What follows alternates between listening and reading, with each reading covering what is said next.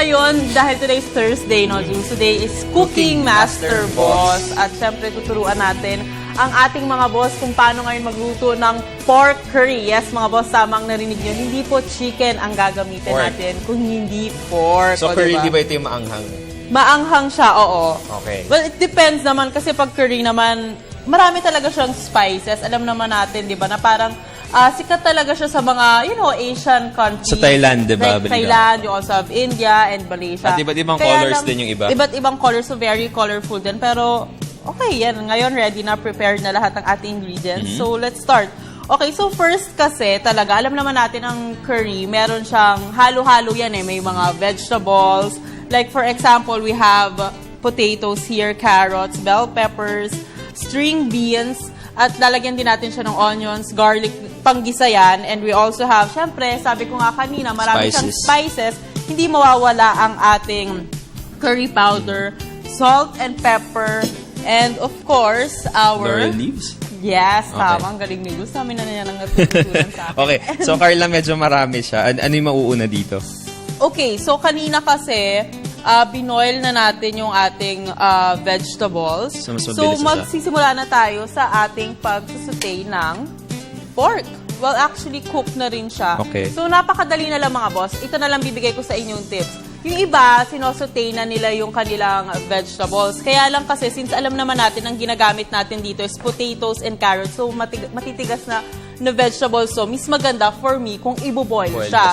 And same thing with the pork. Yung pork naman, sinosutay talaga yan. Kaya lang, kanina, na-prep na natin yan. Before mag-good morning, boss. Frinayin na natin ang ating pork. So ngayon, madaling-madali na lang gagawin natin.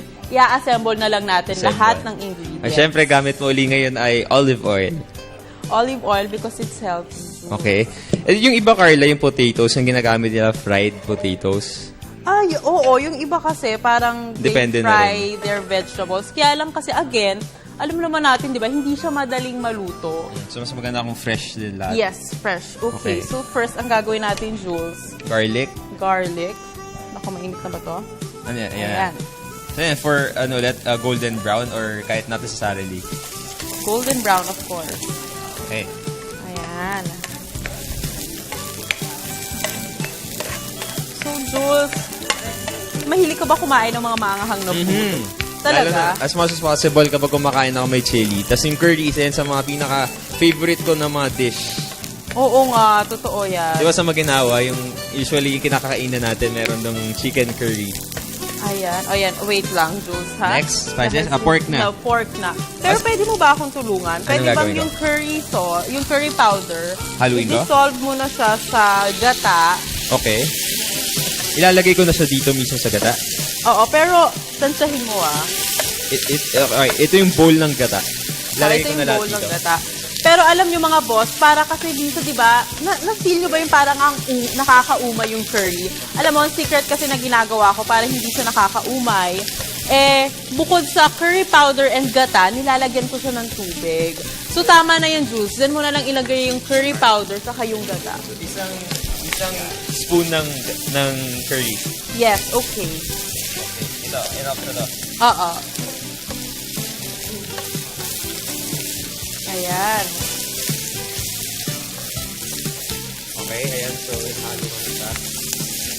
Ito lang for the whole dish na to. Ito yes. Yung curry na lalagay. Oo. Okay. So, isang maliit na bowl. Konting dagdagan mo pa ng onte. Para kasi sauce yan, di ba? So, dapat mas malapot. Oo. Dapat mas malapot siya. Isa pang spoon. Alam mo, tayo mga Pilipino talagang we love our fish sauce.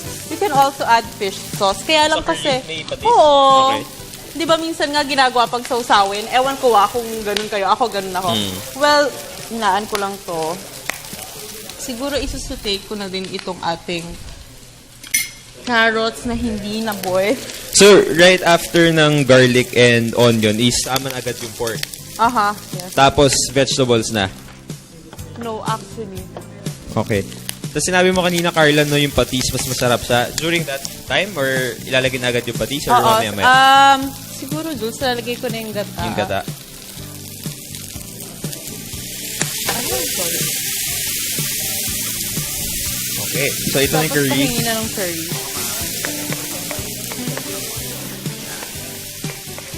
Ayan. Okay, mga boss, yung iba talaga, sinasabay na nila yung curry. Kaya lang kasi, medyo, tumitigas na yung pork natin. And hinahalo pa ni Jules kanina yung curry. But, ito na, let's put the curry. Of course, syempre, hindi pwedeng mawala yung curry. Okay. Ayan, so yung gata, di ba pampalapot din yan? Ng sauce. Jules, alam ko malungkot ka. Promise, papasayahin kita nitong food na niluluto Thank you. ko.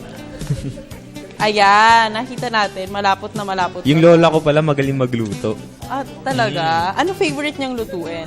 Well, may mga mga spicy food din. So, before ata nakakain na rin ako ng chicken curry tuwing Sunday lunch namin. Ayan, medyo malapot Ayan, na siya. malapot na siya. Well, actually, tapos na to. So, let's just put Yung vegetables. yung vegetables and of course, yung salt and pepper to taste. Dito muna. Ayan. Ganun di ba sa family nyo, Carla? May mga pinapasa na mga recipes? Yes. Ako yung naalala ko yung pinapasa sa amin, yung mga gata, yun, mga Dahil gato. from Bicol ka From di ba? Bicol ako, so mga Bicol Express, Bico, mga ganon, yung pansit molo. Okay. Ayan. Tapos nakasulat talaga yung recipe or Nakasulat talaga siya sa recipe. Tapos, Naka-notebook yung iba. Oo. Kayo ba? Yung Ganun lola mo din. ba? Yung Meron pinasa bang- sa mom ko, kaya yun, masyadong natuwa yung mom ko, nagtayo siya na restaurant. Oo nga. And di ba masarap yung ano nyo? Siyempre. Chicken and... Okay, ayan. Ayan, so may kulay na, ibang kulay. May red, may green. Siyempre yung curry. At amoy na amoy mo na yung curry sauce dito. Si Sandro gutom na from the other side. Ako, actually may carrots. So, kaya lang kasi hindi pa cook yung carrots namin. So, hindi ko kanina na-prep. Sorry, mga boss. Okay. Pero, yes, to add more color, you should put, of course, meron tayong potatoes, red bell pepper, beans, and the carrots. And of course, salt and pepper to taste. And kayo, depende naman sa inyo kung ano pa yung mga spices na gusto nyong iluto. Alam naman natin itong curry, favorite nating ulam ng mga Pinoy. But Carla, yung iba yung color, kulay green. Oo nga. Depende yon I Sa guess, curry powder? sa curry powder na ginagamit nila. And sa spices pa na dinadagdag nila. Tapos yung curry, magagawa mo lang siya through that powder. Wala nang ibang way para magawa yun. Okay. Kahit sa ibang bansa, they use talaga curry powder. Oo. Tapos yung level ng Anghang. Oo, depende din sa'yo. Okay. Ayan. So actually, Yan. tapos na siya. Kulang na lang kanin. Kulang na lang ng kanin. And syempre nga, sabi ko sa inyo kanina mga boss, nagprepare na ako, nagluto na ako ng aking first batch ng curry. Itong curry na niluluto ko, ito'y para kay Sandro at mamaya dadalhan ko si Den sa kanyang bahay. Pero itong niluto ko kanina, Jules, para sa ating dalawa lang yan. Kulang na lang. Yes, sa ating dalawa lang yan. Perfect na perfect to for our breakfast, di ba? Unti na lang. Ano mo, kumakain ka ba ng curry with egg tapos rice? Egg? Yes, since breakfast. Siyempre sakto, And ako may talaga- rice. May rice? May rice. Biglang sumulpot eh. Ayan. Okay? So, Ako let's try. nagluto talaga nito. Tapos, ubos na kasi talaga yung Kayo carrot. mga guests natin, parang gusto rin natin nila kumain ng Yes. curry. Ayan. Pahingi daw, sabi ni Sandro. Okay. Hop. Anong lasa? Manghang. Curry. Lasang curry. O, di ba mga boss, panibago na bang recipe ang natutunan nyo ngayon, di ba? Kasi usually talaga chicken curry yung niluluto or hinahanda natin sa ating pamilya. At least ngayon, di ba, pwede mo nang gamitin ang iyong fork for your curry. Nag-enjoy ka ba, Jules? Sarap. Marami ka bang natutunan? Sobra. Nadagdagan na yung list ko. Magkakalibro na siguro ako. Wow. Natuwa ka ba? Masarap. Natawa ako. Nawala yung lungkot ko, Carla. Wow, hindi nga. Thank you. Ayan. So, mga boss, again. Ayan, medyo nasamid ako. Sorry, mga boss. Ayan, mga boss. Next week, abangan nyo ulit kami next Thursday. At tuturuan ko ulit kayo ng